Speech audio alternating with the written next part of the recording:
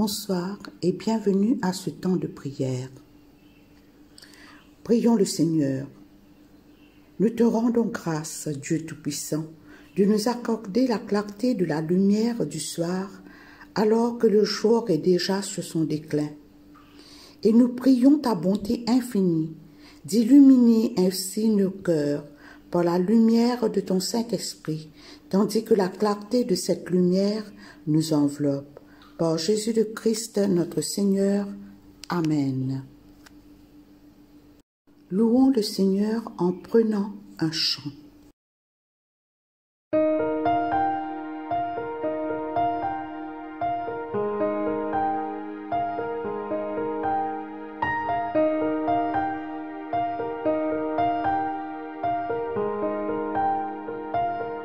The Lord's my shepherd, I'll not want.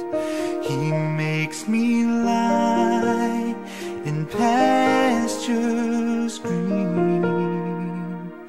He leads me by the still, still waters. His goodness restores my soul. He guides my way in righteousness, and He anoints my head with oil, and my cup it overflows with joy. I feast on His pure delight.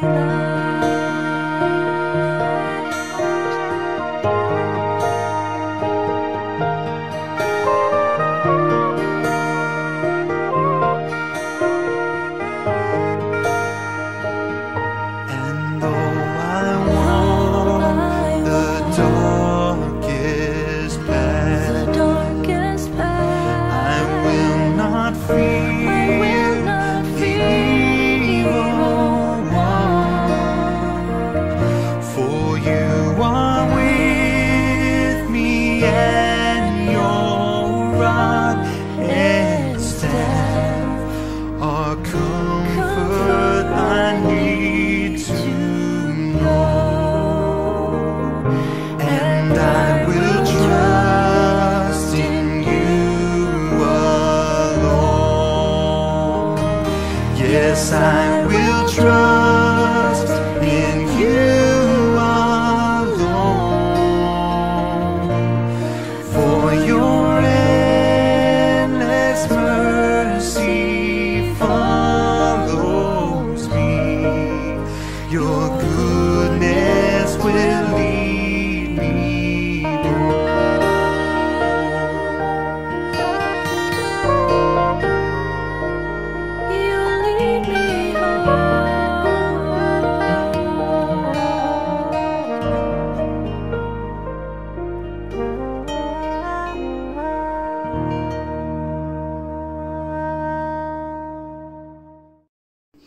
Chers amis dans le Christ, mettons-nous en présence du Dieu Tout-Puissant et d'un cœur docile et pénitent, confessons nos péchés pour que dans sa bonté infinie et sa miséricorde, il nous accorde le pardon. Dieu de miséricorde, nous confessons que nous avons péché contre toi en pensée, en parole et en acte, par ce que nous avons fait et ce que nous avons omis de faire. Nous ne t'avons pas aimé de tout notre cœur. Nous n'avons pas aimé notre prochain comme nous-mêmes. Nous regrettons sincèrement ces fautes. Humblement, nous nous en repentons. Pour l'amour de ton Fils Jésus-Christ, prends pitié de nous et pardonne-nous, alors ta volonté fera notre joie et nous pourrons marcher dans tes chemins pour la gloire de ton nom. Amen. Que le Dieu Tout-Puissant nous fasse miséricorde, qu'il nous pardonne nos péchés par Jésus-Christ notre Seigneur, qu'il nous affermisse en tout bien et par la puissance de l'Esprit Saint, qu'il nous garde pour la vie éternelle. Amen. Dieu, viens à mon aide. Seigneur, à mon secours. Gloire au Père et au Fils et au Saint-Esprit, au Dieu qui est, qui était et qui vient pour les siècles des siècles. Amen. Alléluia. Joie et lumière. De la gloire éternelle du Père, le Très-Haut, le Très-Saint, ô Jésus-Christ.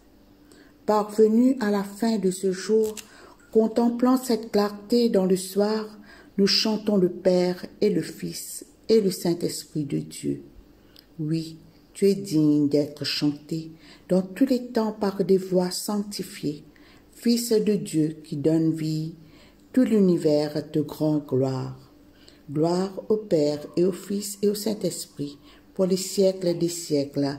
Amen. Écoutons et méditons sur les paroles du psaume 24. C'est au Seigneur qu'appartient le monde avec tout ce qu'il contient, la terre avec ceux qui l'habitent. C'est lui qui l'a fixé au-dessus des mers et la maintient au-dessus des flots. Qui sera admis à gravir la montagne du Seigneur et à se tenir dans son saint temple? Ceux qui ont gardé main nette et cœur pur, qui ne sont pas attirés vers le mensonge et n'ont pas fait de faux serments. Ils recevront la bénédiction du Seigneur et l'approbation de leur Dieu le Sauveur. Voilà les vrais fidèles du Seigneur, ceux qui se tournent vers Dieu. Voilà le vrai Jacob. Porte, relevez vos linteaux. Haussez-vous, portail éternel, pour que le grand roi fasse son entrée. Qui est ce grand roi? C'est le Seigneur, le puissant héros. Le Seigneur, le héros de combat. Porte, relevez vos linteaux. Haussez-vous, portail éternel, pour que le grand roi fasse son entrée. Qui est donc ce grand roi? C'est le Seigneur de l'univers. C'est lui le grand roi. Gloire soit au Père et au Fils et au Saint-Esprit, comme il était au commencement, comme il est maintenant et comme il sera éternellement. Amen. Écoutons et méditons sur les paroles du psaume 25. Je me tourne vers toi, Seigneur, mon Dieu. Je me suis fié à toi. Ne me laisse pas déçu. Ne laisse pas mes ennemis crier victoire à mon sujet. Aucun de ceux qui comptent sur toi n'aura à le regretter. Mais honte à ceux qui te trahissent, qu'ils restent les mains vides. Seigneur, fais-moi connaître le chemin à suivre. Enseigne-moi à vivre comme tu le veux. Que ta fidélité soit mon guide. Instruis-moi, car c'est toi le Dieu qui me sauve. Et je compte sur toi tous les jours. Souviens-toi que depuis toujours, Seigneur, tu es un Dieu aimant et bon. Ne pense plus à mes fautes de jeunesse. Ne pense plus à mes désobéissances. Pense à moi plutôt dans ta générosité, toi qui es si bon, Seigneur. Le Seigneur est si bon et si juste qu'il montre aux coupables le chemin à suivre. Il fait vivre les humbles en leur rendant justice. Il leur enseigne sa volonté. Chacune des instructions du Seigneur est une marque de sa fidèle bonté pour ceux qui suivent les règles de son alliance. Seigneur, tu es bon. Pardonne mes torts qui sont nombreux. Quand un homme est un fidèle du Seigneur, Celui-ci lui montre la voie qu'il doit choisir. Cet homme vivra dans le bonheur, et ses enfants posséderont le pays. Le Seigneur confie son secret à ses fidèles. Il les instruit des devoirs de l'alliance. J'ai les yeux constamment tournés vers le Seigneur, car il me tirera du piège où je suis pris. Fais-moi la grâce de te tourner vers moi. Seigneur, quand je suis seul et misérable, soulage mon cœur de ses angoisses et retire-moi de la détresse. Considère ma misère et ma peine et pardonne toutes mes fautes. Constate combien mes ennemis sont nombreux et quelle violente haine ils me portent. Protège-moi et délivre-moi, que je n'ai pas à regretter d'avoir eu recours à toi. Je compte sur toi pour me garder dans l'innocence et la droiture. Ô Dieu, délivre Israël, délivre-le de toutes ses détresses. Gloire soit au Père et au Fils et au Saint-Esprit, comme il était au commencement, comme il est maintenant, et comme il sera éternellement. Amen. Lecture du livre de la Genèse au chapitre 23. Sarah vécut 127 ans.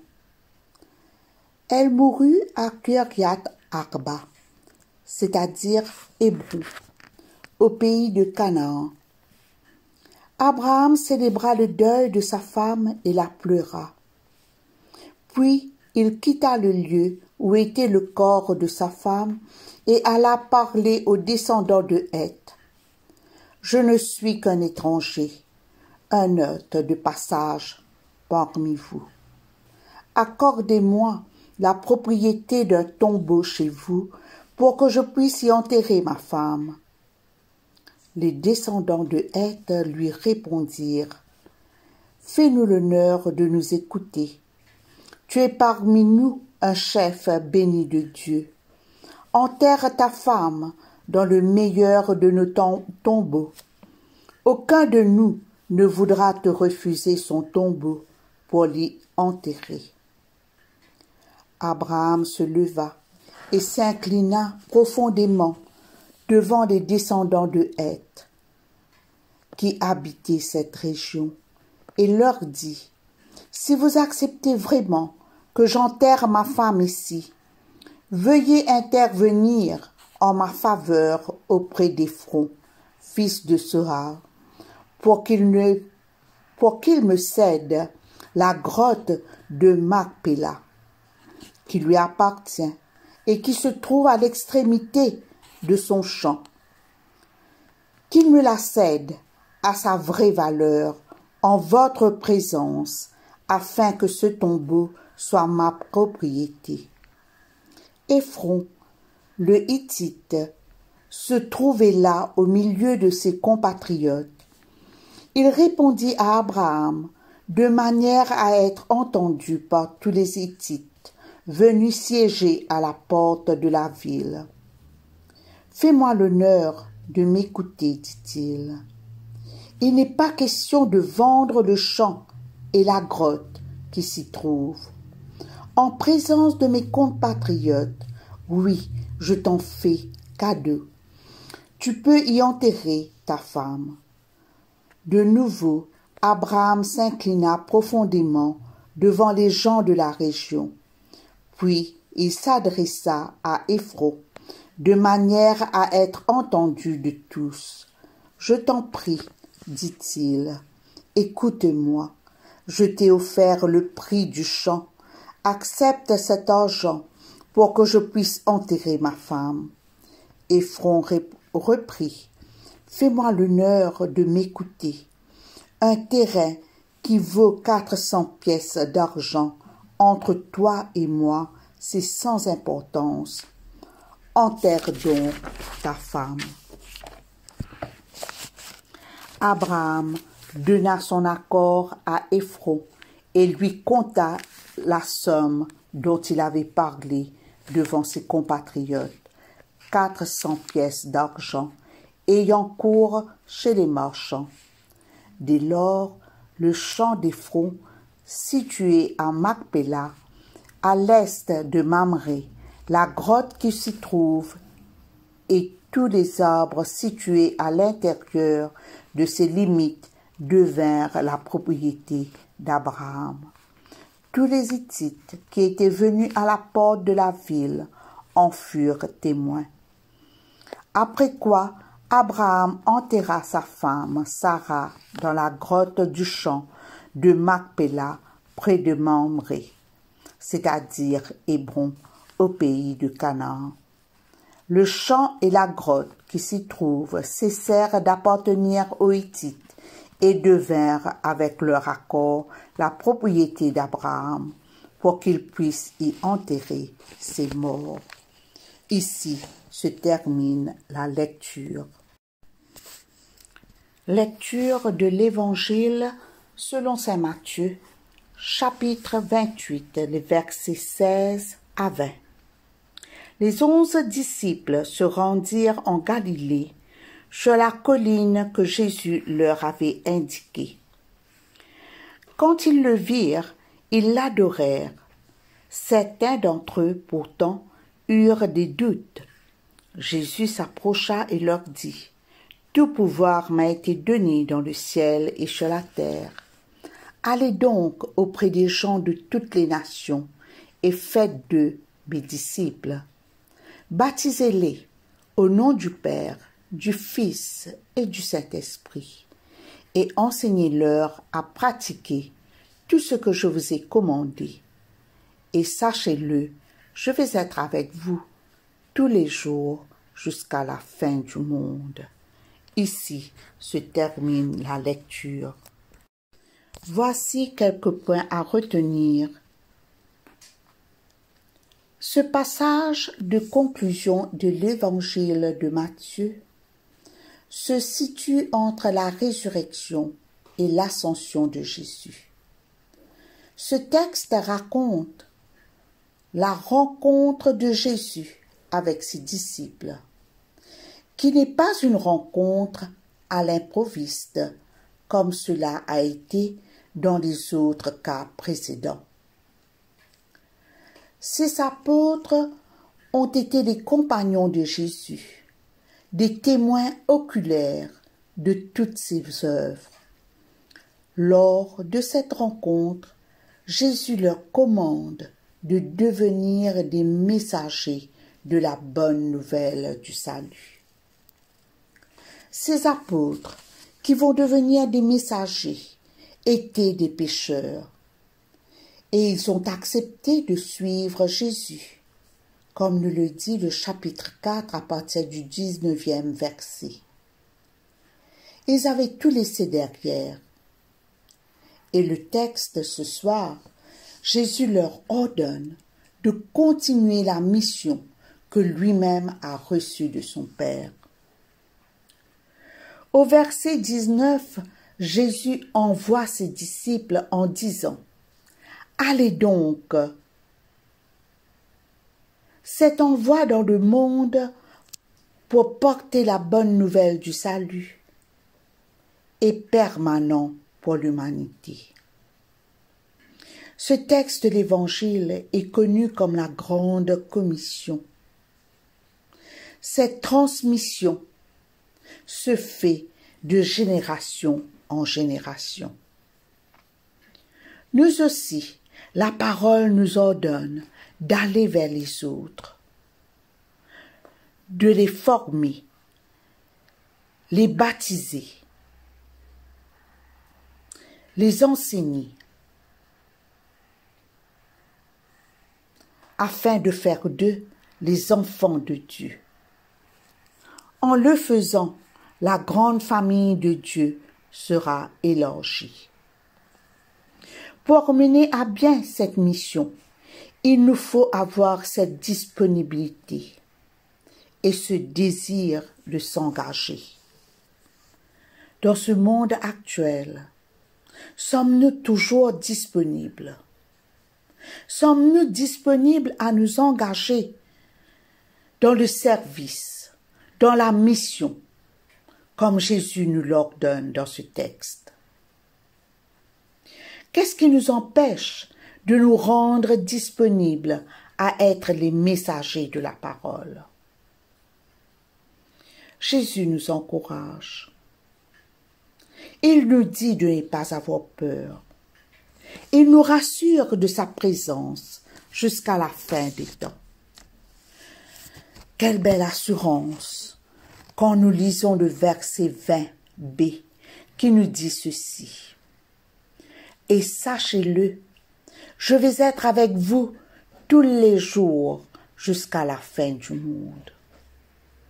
C'est un fait, une promesse que Jésus est avec nous jusqu'à ce que la mission soit accomplie. Alors, la mission de chaque baptisé, ainsi que la mission de l'Église, peut être résumée en ces deux mots: l'évangélisation et la formation. Mes chers amis, mettons-nous à l'œuvre. Mettons en pratique ce que la parole nous enseigne et allons donc assurés du pouvoir et de la présence de notre Seigneur Jésus. Amen. Prions le Seigneur. Seigneur Dieu, en tant que baptisés, nous nous confions à toi. Que ton esprit nous fortifie et nous conscientise de notre engagement auprès de toi et de notre prochain. Enlève de nos cœurs les doutes, les frayeurs qui nous empêchent d'être disponibles. Seigneur Dieu, nous te prions pour tous ceux qui ne te connaissent pas encore. Fais que nous soyons des porteurs de la bonne nouvelle, selon ta volonté. Nous te prions dans le nom béni de ton Fils, Jésus. Amen.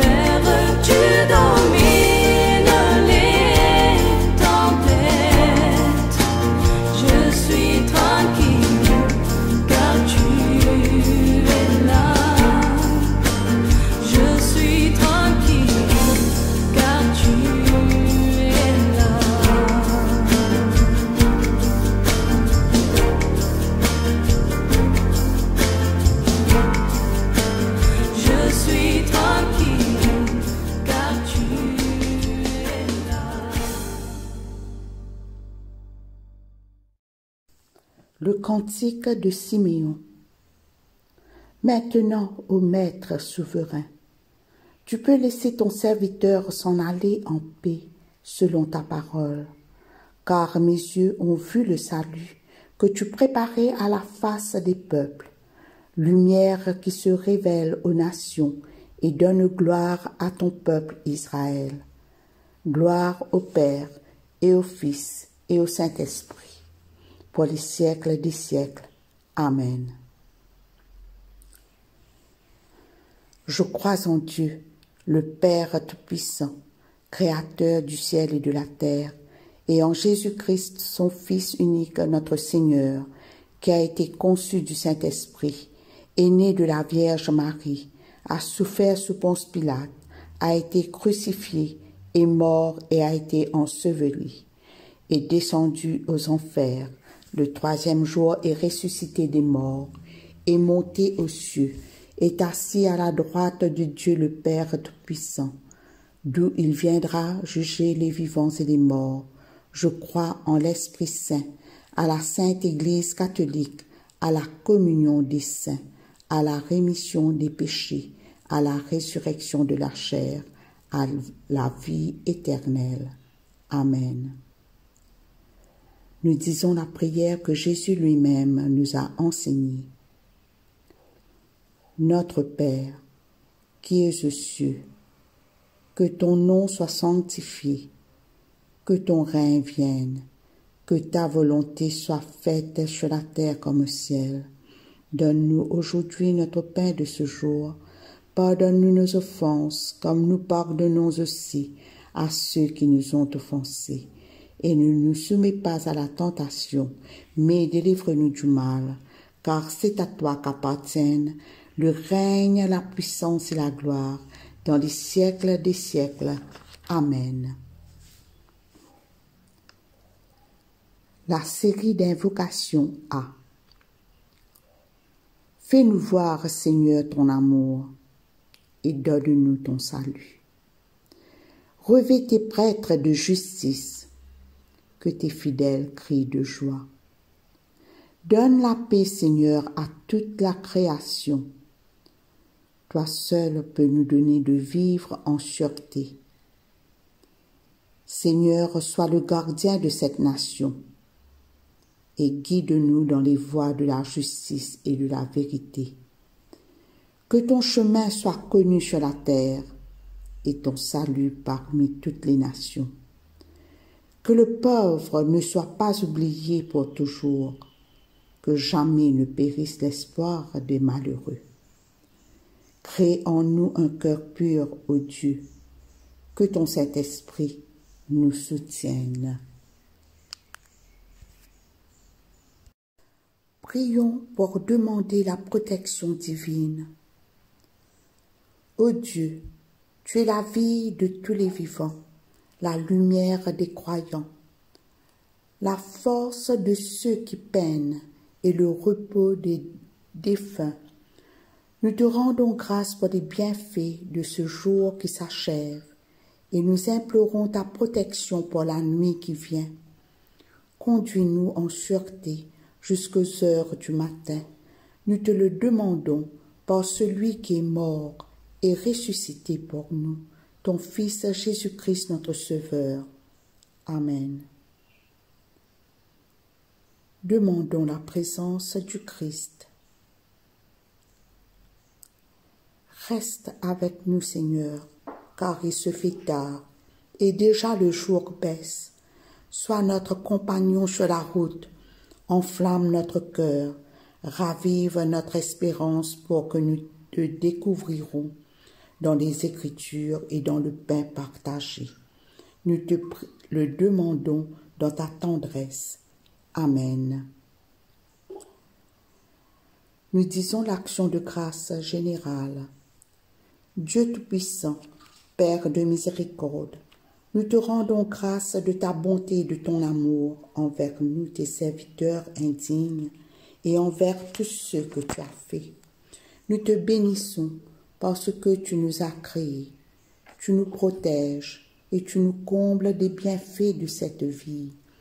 Mais surtout, parce que dans ton amour inépuisable, tu as racheté le monde par ton Fils Jésus-Christ, et tu nous donnes les moyens de recevoir ta grâce et l'espérance de la gloire sans fin. Nous t'en prions, rends-nous sensibles à ta miséricorde, pour que nous te rendions gloire d'un cœur reconnaissant, non seulement de nos lèvres, mais par toute notre vie, en nous mettant à ton service et en marchant devant toi dans la justice et la sainteté tout au long de nos jours. Nous te le demandons par ton Fils Jésus le Christ, notre Seigneur. Amen. Nous disons la prière de Saint Jean Chrysostome. Dieu Tout-Puissant, toi qui nous as accordé la grâce de t'adresser d'un cœur unanime notre prière commune. Tu as promis par ton Fils que lorsque 2 ou 3 se réuniraient en ton nom, tu serais au milieu d'eux. Comble maintenant, Seigneur, nos désirs et nos vœux selon ce qui nous est utile. Donne-nous en cette vie la connaissance de ta vérité et dans le monde à venir la vie éternelle. Amen. Nous allons conclure ce temps de prière en disant la grâce. La grâce de Jésus-Christ notre Seigneur, l'amour de Dieu le Père et la communion de l'Esprit Saint soient toujours avec nous. Amen.